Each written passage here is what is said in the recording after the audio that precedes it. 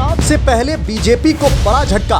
कानपुर की सीसामऊ सीट पर हुआ बड़ा खेला। रद्द होगा कानपुर की सीट का उपचुनाव। बहाल हुई इरफान सोलंकी की सदस्यता। जी हां, कानपुर की सीसामऊ सीट से समाजवादी पार्टी के पूर्व विधायक इरफान सोलंकी से जुड़ी एक बड़ी खबर सामने आई है। इलाहाबाद हाई कोर्ट में इरफान सोलंकी, उनके भाई रिजवान सोलंकी और एक अन्य आरोपी की जमानत अर्जी पर सुनवाई पूरी हो चुकी है। जस्टिस राजीव गुप्ता और जस्टिस सुरेंद्र सिंह प्रथम की डिवीजन बेंच ने दोनों पक्षों की दलीलें सुनने के बाद अपना फैसला सुरक्षित रख लिया है। यह अहम फैसला अगले हफ्ते आने की उम्मीद भी जताई जा रही है। बता दें कि अगर फैसला इरफान सोलंकी के पक्ष में आता है तो उनकी विधानसभा की सदस्यता बहाल हो जाएगी और फिर सीसामऊ में उपचुनाव भी नहीं होगा। आपको खबर हो कि इरफान सोलंकी और उनके भाई पर आरोप है कि उन्होंने कानपुर की एक महिला का घर जलाने की साजिश रची थी। इस मामले में एमपी एमएलए स्पेशल कोर्ट ने उन्हें 7 साल की सजा भी सुनाई थी। इसके खिलाफ सोलंकी बंधुओं ने इलाहाबाद हाई कोर्ट में अपील की थी, जिसमें उन्होंने अपनी सजा पर रोक लगाने और जमानत देने की मांग की है। दूसरी ओर उत्तर प्रदेश सरकार ने हाई कोर्ट से अनुरोध किया है कि इरफान सोलंकी और उनके भाई की सजा को 7 साल से बढ़ाकर उम्र कैद में तब्दील कर दिया जाए। यह मामला सुप्रीम कोर्ट के निर्देश पर प्राथमिकता से सुना गया, जिसमें सुप्रीम कोर्ट ने इलाहाबाद हाई कोर्ट को 10 दिनों के भीतर इस अपील को निपटाने का आदेश दिया था। अगर हाई कोर्ट से इरफान सोलंकी की सजा पर रोक लगती है तो इसका सीधा असर उनकी विधानसभा सदस्यता पर पड़ेगा। अगर सजा पर रोक लग जाती है तो उनकी सीसामऊ सीट पर हो रहे उपचुनाव को भी रद्द कर दिया जाएगा। इससे समाजवादी पार्टी को बड़ी राजनीतिक राहत मिल सकती है और पार्टी के लिए आगामी चुनावों में एक महत्वपूर्ण जीत साबित हो सकती है। वहीं इस मामले ने पूरे उत्तर प्रदेश की राजनीति में नई हलचल पैदा करने का काम किया है। समाजवादी पार्टी ने इसे लेकर सरकार पर निशाना साधते हुए आरोप लगाया है कि यह मामला राजनीतिक प्रतिशोध से प्रेरित है।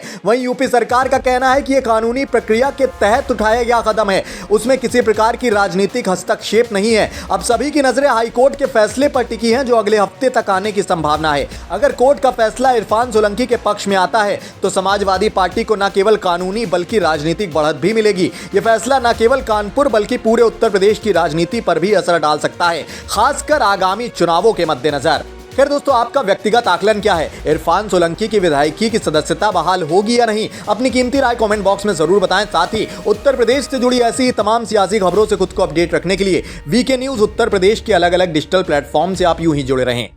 हमने वहाँ पूजा अर्चना नहीं करी थी, हम वहाँ से गुजर रहे थे तो हमारे कार्यकर्ता जो साथ में थे उन्होंने बोला आप यहाँ दीप जला के और आप दीपावली की शुभकामनाएं सबको दे दीजिए। तो बस यही वजह थी हमारे वहाँ जाने की। और फतवा जो हुआ है तो हमारे वो बहुत बड़े हैं, उनका जो है तो हम उसके ऊपर कुछ कहेंगे। उन्होंने बोला तो उस चीज़ का हम ख्याल रखेंगे कि आगे से हमारी वजह से किसी को ठेस ना पहुँचे। तो उसमें कोई पॉलिटिकल इशू नहीं था, वो हम वहाँ से गुजर रहे थे। हमारे जो साथ में कार्यकर्ता थे भाई, उनकी तो दीपावली थी, हमारे घर में तो 2 साल से ना दीपावली हुई है ना ईद मन पाई है, तो हम उनकी खुशियों में तो शामिल हो ही सकते थे। तो उनके बस खुशियों में शामिल होने के लिए हम वहाँ पहुँचे थे। उन्होंने ये बोला था कि बुद्ध पूजा हमारे में नहीं होता है, मतलब आप किसी पूजा नहीं कर सकते। तो हमने वहाँ पूजा नहीं करी थी और जो हम वहाँ जाने का मकसद हमारा था सिर्फ दिए जलाना। पर जो हमारे साथ में थे उन्होंने बोला आप इस पर जल भी चढ़ा दीजिए। तो बस हमारा कोई मकसद नहीं था और मैं किसी के धर्म को अपना नहीं रही हूँ, पर मैं हर धर्म का सम्मान करती हूँ। उसके बाद मैं गुरुद्वारे भी गई थी और मैं अब जो एक चर्च भी जाना है मुझे। तो हम किसी के धर्म को अपना नहीं रहे, पर मैं सबके धर्म का सम्मान करती हूँ, क्योंकि हर वर्ग और हर धर्म के लोग हम लोगों को चुन के विधानसभा भेजते हैं। तो इस चीज़ का भी मुझे ख्याल रखना है कि मेरी तरफ से किसी को वो ना हो तकलीफ। हमने वहाँ पूजा अर्चना नहीं करी थी, हम वहाँ से गुजर रहे थे तो हमारे कार्यकर्ता जो साथ में थे उन्होंने बोला आप यहाँ दीप जला के और आप दीपावली की शुभकामनाएं सबको दे दीजिए। तो बस यही वजह थी हमारे वहाँ जाने की।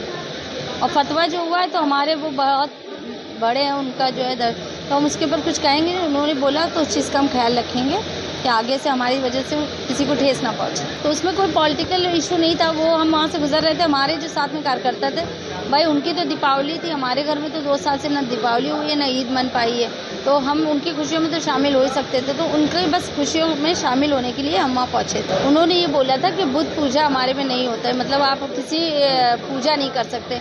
तो हमने वहाँ पूजा नहीं करी थी और जो हम वहाँ जाने का मकसद हमारा था सिर्फ दिए जलाना।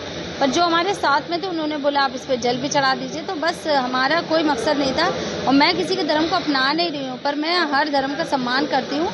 उसके बाद मैं गुरुद्वारे भी गई थी और मैं अब जो एक चर्च भी जाना है मुझे। तो हम किसी के धर्म को अपना नहीं रहे, पर मैं सबके धर्म का सम्मान करती हूँ, क्योंकि हर वर्ग और हर धर्म के लोग हम लोगों को चुन के विधानसभा भेजते हैं। तो इस चीज़ का भी मुझे ख्याल रखना है कि मेरी तरफ से किसी को वो ना हो तकलीफ।